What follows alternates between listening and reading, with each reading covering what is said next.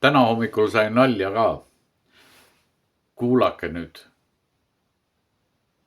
Kas kuulete midagi? Ei kuule.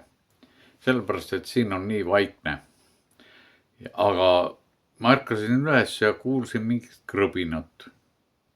Mõtlesin kohe, et hiired. Hoolimata minu Hiina imevidinast, mis peaks hiired ära peletama. Ja nii ma siis otsisin kõigepealt need vanad hiireaugud ja urud üles. Otsisin, ei, kõik on korras. Siis järsku kuulen laua juures käib veel mingisugune imelik heli. Jooksen laua juurde, panen tule põlema. Mitte midagi. Lõpuks siis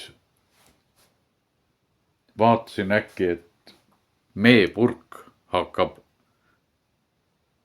keskelt kuskilt mingeid asju välja ajama. Mõtlesin, et tohoh, et kas nüüd on purk puru läinud või? Ei olnud. Oli hoopis õunamoos. Hännilt saadud õunamoos, mille ma olin laua peale jätnud. No ma sain sealt pealt küll natukene söödud, aga see oli käärima läinud.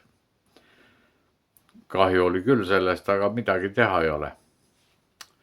Eks järgmine kord olen targem, panen külmkappi tagasi, kui olen söönud.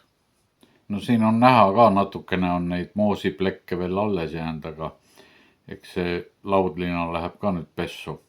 Ja siin see patuoinas siis nüüd on.